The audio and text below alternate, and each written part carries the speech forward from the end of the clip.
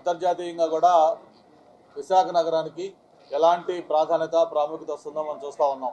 ఈరోజు ఒక city of డెస్టినీగా, ఒక ఫైనాన్షియల్ క్యాపిటల్గా, మోస్ట్ హ్యాపనింగ్ ప్లేస్గా ఉన్న విశాఖ నగరంలో ఇటీవల కాలంలో ఈ స్పోర్ట్స్ యాక్టివిటీ ఎంత పెద్ద ఎత్తున జరుగుతుందో మనం చూస్తూ ఉన్నాం. గతంలో ఏదైనా ఒక ఇంటర్నేషనల్ మ్యాచ్ వైజాగ్ జరగాలంటే అది ఎన్నో ఏళ్ళకు ఒకసారి, ఎప్పుడో ఒకసారి జరుగుతూ ఉండేది. అటువంటిది ఈ మధ్య మనం చూస్తూ ఉన్నాం. ప్రతి ఐపీఎల్ కావచ్చు, లేకపోతే వన్డేలు కావచ్చు, లేకపోతే ఎనీ మ్యాచెస్ షెడ్యూల్ వచ్చినప్పుడు అందులో 1-2 మ్యాచెస్ కనీసం విశాఖపట్నానికి కూడా ఉంటా ఉన్నాయి. దానికి ప్రధానంగా మొన్న ఎన్నికల తర్వాత, కూటమి ప్రభుత్వం ఏర్పడిన తర్వాత ఈ ప్రభుత్వం క్రీడలకు ఇస్తున్న ప్రత్యేకమైన ప్రోత్సాహం అని చెప్పుకోక తప్పదు.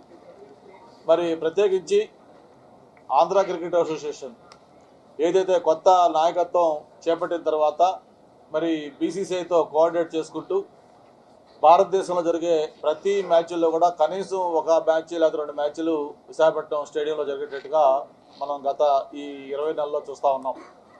దానికి ప్రధానంగా సహకరిస్తున్న మరి బీసీసీఐకి, అలాగే ప్రత్యేకించి అమిత్ షా గారికి, ఏసీఏ ప్రెసిడెంట్గా ఉన్న కేసినేని చిన్ని గారికి, సెక్రటరీ సతీష్ గారికి, అలాగే వాళ్ళ టీం మెంబర్స్తో పాటు ప్రత్యేకించి యువ నాయకులు లోకేష్ గారు ఈ మ్యాచెస్ జరిగేటప్పుడు ప్రత్యేకంగా ఏదైనా ఒక ఇంపార్టెంట్ మ్యాచ్ ఇక్కడ జరగాలనుకున్నప్పుడు అవసరం వస్తే అమిత్ షా గారి అబ్బాయిగా ఉన్న జయషాతో కూడా మాట్లాడి ఆ మ్యాచెస్ ఇక్కడికి తెచ్చే విధంగా కూడా మనం చూస్తూ ఉన్నాం. మరి అందులో భాగంగానే ఇటీవల మ్యాచెస్ కూడా మన విశాఖపట్నం స్టేడియంలో అయ్యాయి. మరి దానికి తగినట్టుగా స్టేడియం కూడా ఈరోజు ఇన్ఫ్రాస్ట్రక్చర్ కానీ, అక్కడ కావాల్సిన మిగతా ఫెసిలిటీస్ అన్నీ కూడా ఇంటర్నేషనల్ మ్యాచెస్ జరగాలంటే ఏ విధంగా చేయాలో ఆ విధంగా అన్నీ కూడా అక్కడ అభివృద్ధి చేసుకోవడం జరిగింది. క్రికెట్కి ఈరోజు ప్రత్యేకమైన ప్రాముఖ్యత పెరిగింది. మరి ప్రత్యేకించి యువత కూడా ఈరోజు ఏదైనా ఒక మంచి మ్యాచ్ అంటే పెద్ద ఎత్తున ఆ మ్యాచెస్కి హాజరవుతూ ఉన్నారు. మనం చూస్తూ ఉంటాం. ఏదైనా India versus some country match అంటే టికెట్లు కూడా మనకు ఎంత ప్రెజర్ వస్తుందో అటువంటి ప్రాధాన్యత క్రికెట్కి పెరిగింది. మరి ఈ బ్యాక్డ్రాప్లో మనకి ఈ ప్రొఫెషనల్ మ్యాచెస్తో పాటు కొన్ని సెలబ్రిటీ క్రికెట్ లీగ్ లాంటివి, అలాగే ఈరోజు ప్రత్యేకించి మన ఇప్పుడే పోస్టర్ లాంచ్ చేశాం.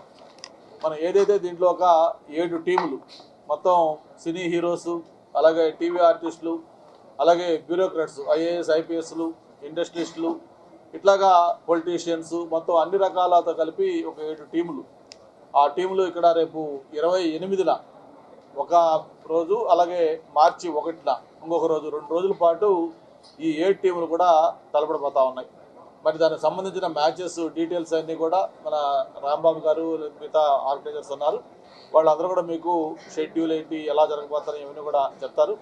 మరి ఇటువంటి ఒక మ్యాచెస్ విశాఖపట్నం తీసుకురావటం మన గతంలో కూడా చాలాసార్లు చేసాం. సెలబ్రిటీ క్రికెట్ లీగ్ చేసాం. అలాగే మొన్న ఆఫీసర్లు కూడా, కలెక్టరు, కమిషనర్లు వాళ్ళు కూడా ఒక మ్యాచ్ ఇక్కడ ఆడుకోవడం జరిగింది. ఇట్లా రకరకాల ఈవెంట్ జరుగుతూ ఉంటాయి. అయితే ఇక్కడ నేను మనస్ఫూర్తిగా ఆర్గనైజర్స్ని, రాంబాబు గారిని, అలాగే దీన్ని ప్రోత్సహిస్తున్న కాశీ గారు, ఎవరైతే దీంట్లో మెయిన్ పాత్ర పోషిస్తున్నారో వాళ్ళకి అభినందనలు కూడా తెలియజేస్తా ఉన్నాను. ఎందుకంటే ఇది కార్యక్రమం అవడం అంటే ఇది మామూలు విషయం కాదు. దీంతో చాలా వ్యయప్రయాసాలతో కూడుకుంది. దీన్ని ఎన్నో రోజులు వాళ్ళు ప్లాన్ చేసుకొని కష్టపడి దీన్ని మొత్తం కూడా అందులో రకరకాల సెలబ్రిటీస్ అంతా వస్తూ ఉన్నారు. వాళ్ళందరినీ కూడా కోఆర్డినేట్ చేసుకొని ఇక్కడ తీసుకొచ్చి ఈ ప్రోగ్రాం చేయడం అంటే అది మామూలు విషయం కాదు. దానికి వాళ్ళ టైం ఎంతో కూడా దానికి ఇదవుతూ ఉంది. అయితే ప్రధానంగా ఇది కమర్షియల్ కూడా కాదు.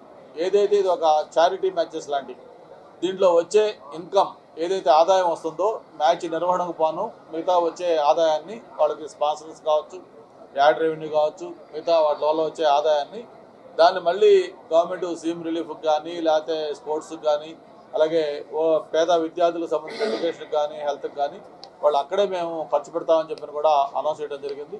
మరి ఇక్కడ స్థానిక ప్రజాప్రతినిధిగా నేను కానీ, మా వంశీ కానీ మేమందరం కూడా దీన్ని ఇన్వైట్ చేసాం.